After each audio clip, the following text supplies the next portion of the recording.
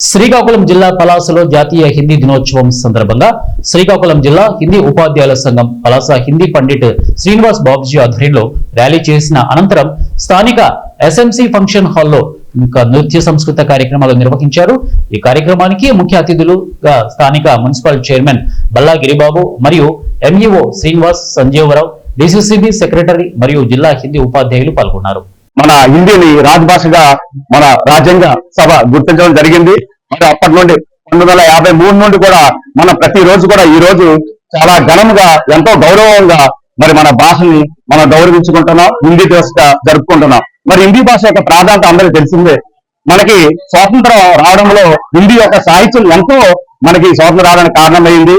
అలాగే ఈ భాష భిన్నత్వంలో ఏకత్వాన్ని తీసుకొస్తుంది. అంటే మన భాష అనేక రాష్ట్రాలు, అనేక భాషలు, అనేక ప్రాంతాలు, అనేక జాతులు ఉన్న మన దేశంలో అందరికీ ఒక పాటపై తీసుకొని రావాలంటే మన హిందీ యొక్క పాత్ర అమోఘం. మరి హిందీ మనకు అందరూ తెలిసిందే. మన దేవ భాష అయినటువంటి సంస్కృతి నుండి ప్రకృతి నుండి అభ్రంశ కలిబోలుగా అలాగే పరివర్తన చెందుతూ ఈ రోజు హిందీగా మన భారతదేశం మొత్తం కూడా అందరి యొక్క ఈ రోజు మనకి జాతీయ హిందీ దినోత్సవం ఘనంగా జరుపుకుంటుంది. మీ అందరికీ శుభాకాంక్షలు అండి. మీ అందరికీ తెలుసు, భారతదేశంలో నివసించాలంటే భారతదేశం కలిపిన ఒక భాష ఏదంటే అది హిందీ. ఆ భాషకి సెప్టెంబర్ 14, 1949లో రాజభాషగా గౌరవం పొందింది. ఆ భాషకి గౌరవించిస్తూ మనం అందరం కూడా అన్నాం ఈ రోజు హిందీ భాషకి గర్వకారణగా మనం ఈ రోజు మనం జరుపుకుంటున్నామండి. సభీకు మానమే మనందరికీ తెలుసు ఈ 1000 కంటే ఎక్కువ ఉపాధ్యాయుల్లో 550 కంటే ఎక్కువ శ్రీకాకుళంలోని హిందీ ఉపాధ్యాయులు ఉన్నారు. మా యొక్క మన ప్రభుత్వంతోనే ఒకే ఒక చిన్న వినపము, ప్రాథమిక పాఠశాలలోని హిందీకి ప్రవేశపెట్టాలి. ప్రైవేట్ పాఠశాలకి ధీటుగా ప్రాథమిక పాఠశాలకి నిలబెట్టాలంటే हिंदी प्राथमिक शक्ति है, हमारा विरासत है.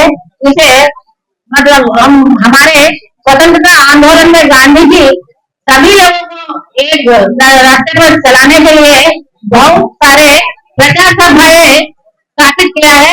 उसमें हैदराबाद प्रजा सभा और मद्रास प्रजा सभा हम सबको एक प्रजा सभा के माध्यम से ही पढ़े आज हिंदी अध्यापक बने हैं. और ये हमारा विरासत है. हर एक नागरिक को नेशनल लैंग्वेज हिंदी जरूर सीखना चाहिए, क्योंकि अगर हिंदी नहीं आएगा तो हम कुपंथ मंडूक जैसे रह जाएंगे. हमारा आंध्र प्रदेश के अलावा और कोई भी स्टेट में हम जाए